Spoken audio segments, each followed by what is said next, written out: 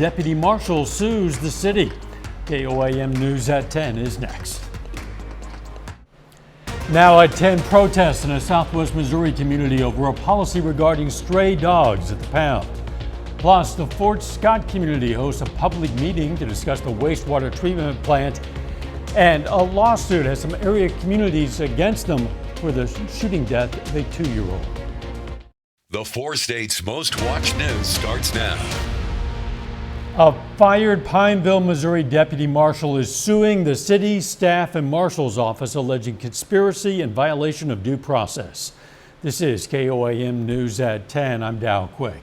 Jessica Delaney filed that lawsuit. According to the suit, Delaney was the subject of an investigation by the marshal's office and city. Delaney claims she was never informed of the investigation and was never given a full due process hearing. She wants to be reinstated to her position as deputy city marshal and receive lost wages, back pay, and other compensatory amounts. You can read more about the lawsuit on our website, KOAMnewsnow.com. A grandmother of a 2-year-old killed in a police standoff in Baxter Springs last year has filed a lawsuit in that case. The standoff happened 1 year ago yesterday. Authorities say Eli Crawford shot and killed a woman, Taylor Shute, then barricaded himself inside a home with 2-year-old Cleslin Crawford.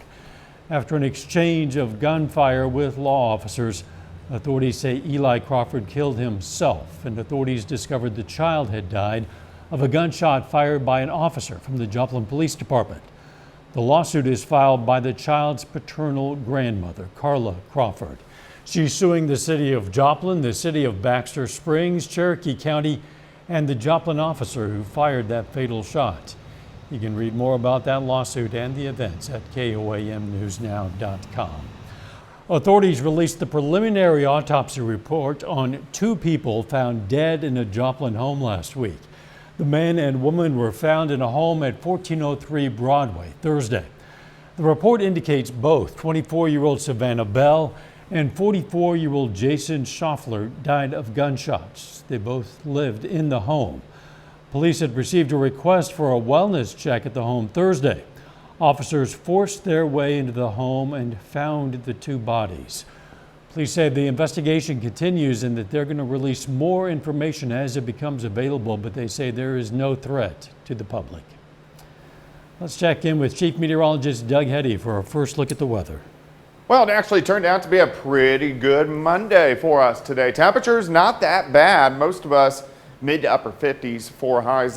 Chilly start 29, so good freeze, but 56. Normal high is 64 for this time of the year. It's going to be a little bit cooler as we go into Tuesday. All right, you can see a few random little showers popping up on the radar. None of this is reaching the ground, but this is out across central Kansas. A weak little wave heading toward us. It will be here in about 2 or 3 hours. It's not going to have a ton of moisture with it, but we will get a few scattered showers out of it a little bit later on tonight. 46 in Stockton, it's 51 in Anderson, it's 48 in Welch. Iola is sitting at about 46 degrees. We'll drop back mid-30s later on tonight. And Tuesday is going to be chilly, but we start to warm things back up Wednesday. Thunderstorms by Friday. I'm going to break this all down for you here in just a bit. I will see you soon. Some people in Fort Scott don't like the smell. The city of Fort Scott held a special city hall meeting to address the unpleasant smell coming from ADM, a manufacturer. Although ADM is located in Deerfield, Missouri, the waste from the factory is stored in a lagoon.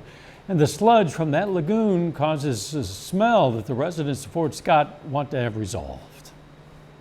We have wastewater that we produce at the plant that needs to be treated or further treated, and figuring out how we best either expand or improve our operations on site, or help to support the city's improvements in meeting that goal to discharge safe wastewater.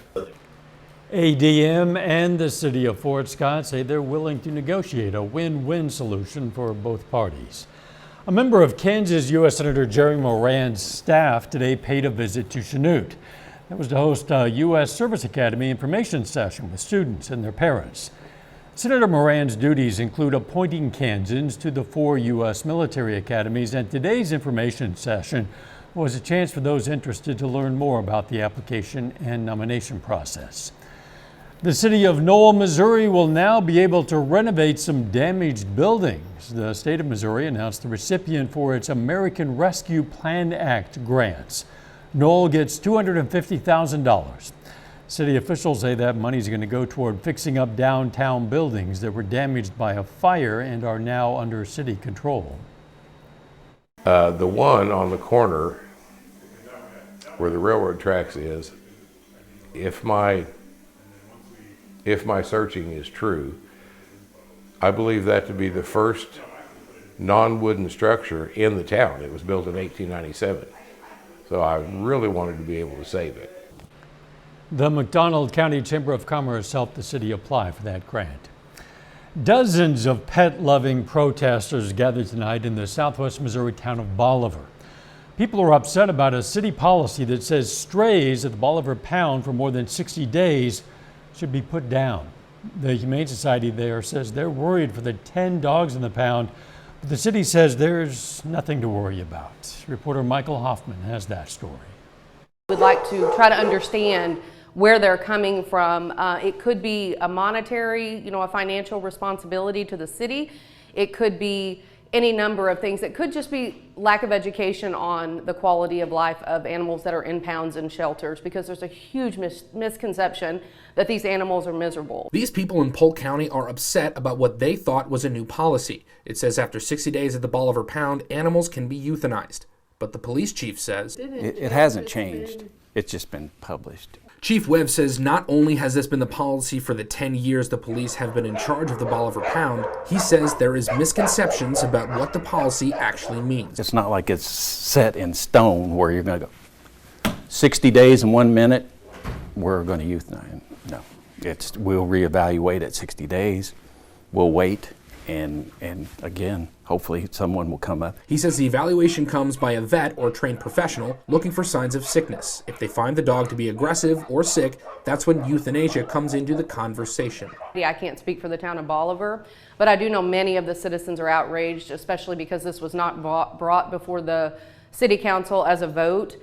And I believe they would just like to have a say in the matter regarding the health of these animals. The folks at the Humane Society say they want people to be informed but courteous. I think the most important thing is just let your voice be heard, and let's keep it as civil as possible, because we're all here for the animals. That is our goal as Polk County Humane Society. Our staff, the animal control officers in Bolivar are fantastic, and we want to be able to support each other. We just want to make sure that the citizens are aware of what's going on. Protesters showed up at a forum where town council candidates got a chance to answer voters' questions ahead of next week's election. Coming up, tragedy in Nashville.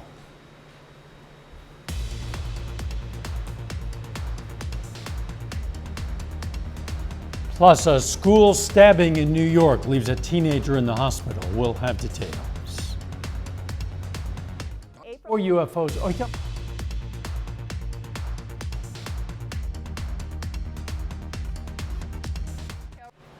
Authorities say a 28-year-old woman opened fire at her former elementary school this morning in Nashville, Tennessee.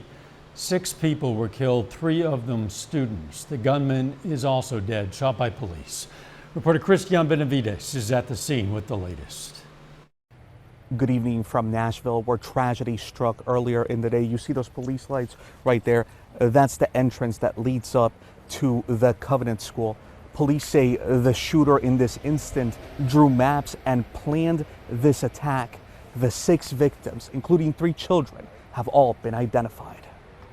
Children held hands as they were taken to safety following a deadly shooting at their Nashville school. No parent should have to receive that call. Police say the shooter killed 3 students and 3 adults at the Covenant School, a Christian elementary school. I was hoping this day would never ever come here in this city. The students were all just 9 years old, identified as Evelyn Dykehouse, Hallie Scruggs, and William Kinney. The adults, custodian Mike Hill, substitute teacher Cynthia Peak, and head of school Catherine Coons, who was interviewed by WTVF, the CBS affiliate in Nashville in 2019. Our motto is to be known, to be loved, to be prepared, because we feel like those go together. Police say the shooter was Audrey Hale, a 28-year-old former student of the school. We have a manifesto, we have some writings that we're going over that pertain to this day, the actual incident. We have a map drawn out of how this was all going to take place. Officials say Hale gained entry by shooting through a door and then was killed by police on the second floor. They're actually hearing gunfire. The entire incident happened in just 14 minutes. Terrified parents were seen rushing to the school. So even in a remarkably fast response, there was not enough time.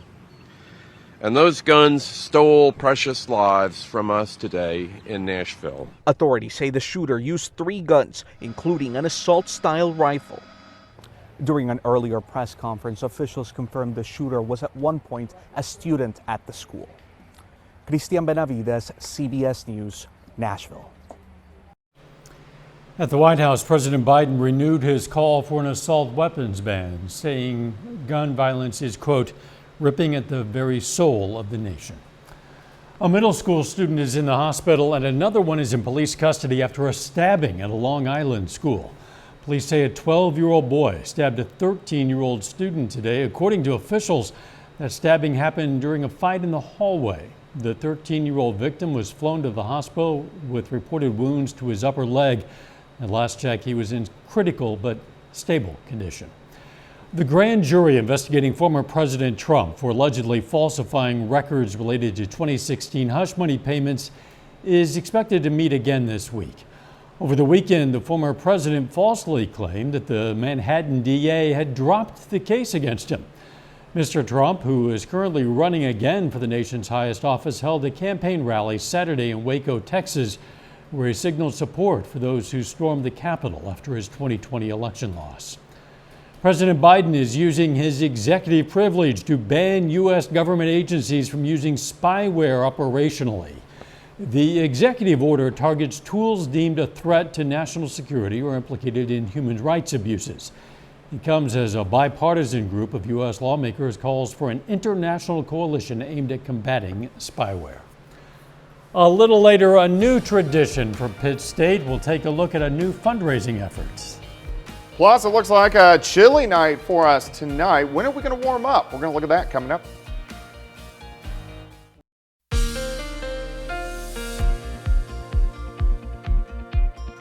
Well, it definitely turned out to be a nice Monday for us today. We had highs mid to upper 50s, quite a bit of sunshine. Pretty good way to start out the work week.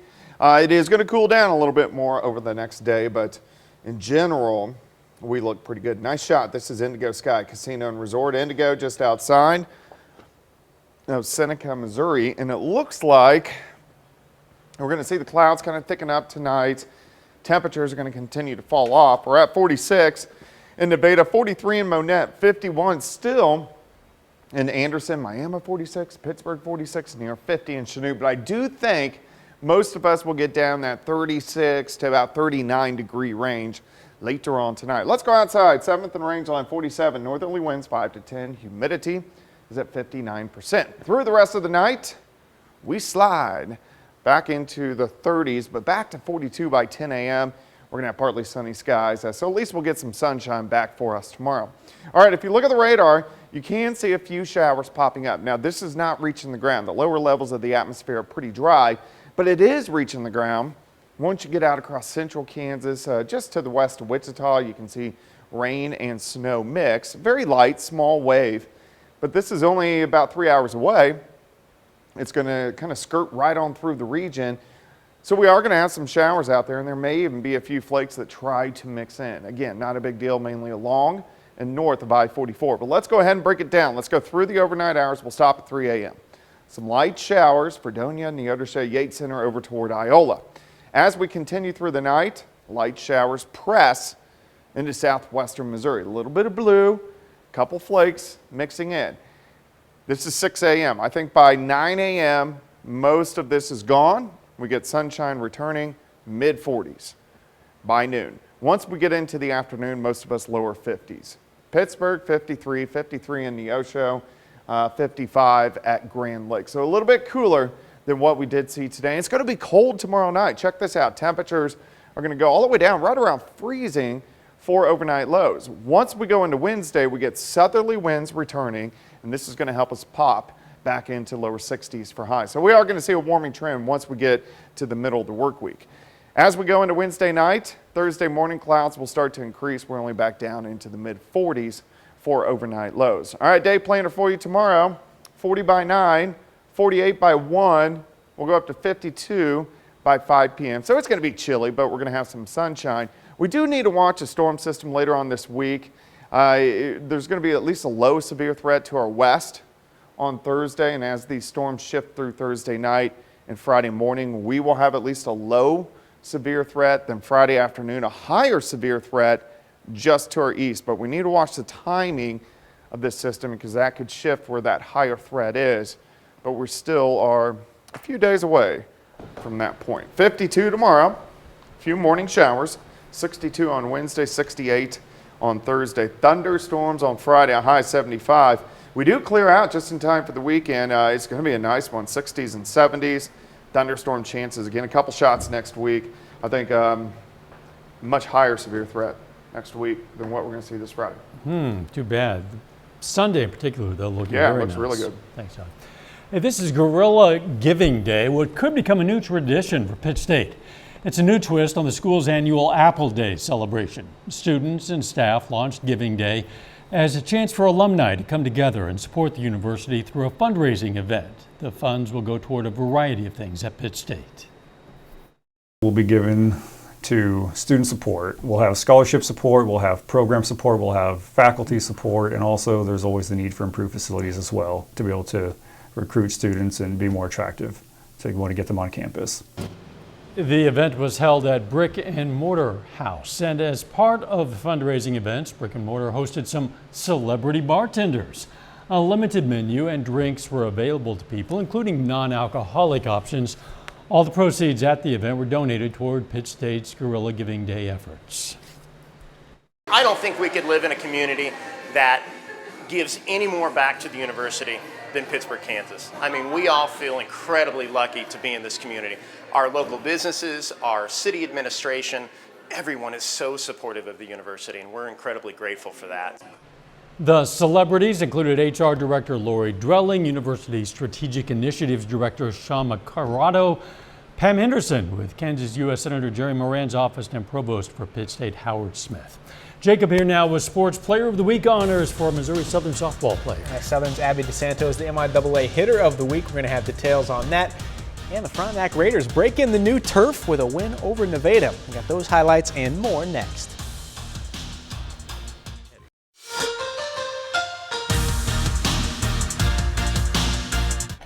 Well, today is opening day for the Frontenac High School baseball team. The Raiders play at home to open their schedule, hosting an interstate matchup against the Nevada Tigers.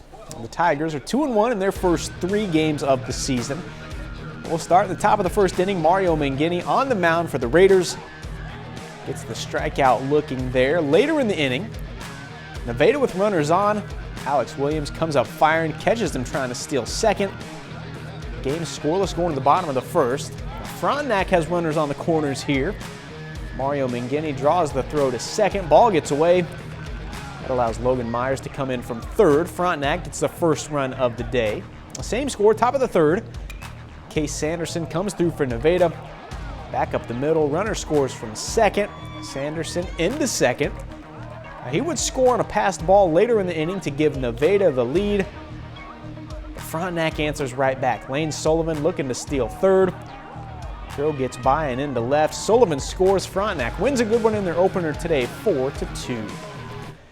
Missouri Southern's Abby DeSanto has been named the MIAA Softball Hitter of the Week. The sophomore infielder had a monster game on Saturday against MIAA rival Northeastern State. Now in Game 2 of the Lions doubleheader against the Riverhawks, DeSanto went 3 for 3 with 3 home runs and 7 RBIs. Her 3 home runs ties a single game program record, and her 7 RBIs are the second most in Southern history. DeSanto and the Lions will be back in action on Friday on the road against Nebraska Kearney. On the major spring training action today between the Cardinals and Nationals, Paul Goldschmidt lifts one the other way. Not a hit here, but it is enough to get the RBI on the sac fly. Goldschmidt finishes the game 0 for 2. Tied at 1 in the fourth, Nolan Gorman lifts one deep. clears the wall for the solo homer, his 4th of the spring. Puts the Cardinals out in front, and from there, on the mound, Jordan Montgomery settles in for St. Louis. He goes 5 innings, strikes out 4, allows just 1 run. Cardinals roll by Baltimore today, 8-2. The Kansas City Royals also on the field for spring training action tonight, facing the Texas Rangers. Now this one actually ends in a tie, 4-4 after 9 innings. Hunter Dozier and Michael Massey each hit home runs. The Royals, by the way, will open the regular season on Thursday at home against the Twins. Now finally, Baltimore Ravens quarterback Lamar Jackson announces today he's asked to be traded from Baltimore. And Jackson said today he has to be traded back on March 2nd because the team, quote, has not been interested in meeting my value, end quote. The 26-year-old was the NFL MVP and a first-team All-Pro in 2019. He's a 2-time Pro Bowler and has spent the first 5 years of his pro career with the Ravens. I know a lot of Chiefs fans are hoping that he ends up in the NFC because the AFC, as far as quarterbacks are concerned, is definitely top-heavy. NFC, not so much. Especially with the very talented young quarterbacks. Seems like they're all in the AFC. They are. Lamar Jackson, I wonder what he considers his value to be. That may be the question. More than Baltimore at this point, I guess. Apparently. We'll be right back. Could get a bit of rain in parts of the area. Yeah, a few showers later on tonight. It's going to be fairly light along and north of I-44. And then we'll get sunshine tomorrow afternoon, 52. Cold night tomorrow night, 33. 60s return Wednesday and Thursday. Some thunderstorms by Friday. Final sports notes. Oh, just a couple days from MLB opening day. The Cardinals open the season at home against the Blue Jays. Royals also at home. They'll play the Twins on Thursday. Yeah, that is just a few days away. Sneaking up. I guess. Thanks for joining us. Morning show starts at 5 a.m. Let's make it a great tomorrow.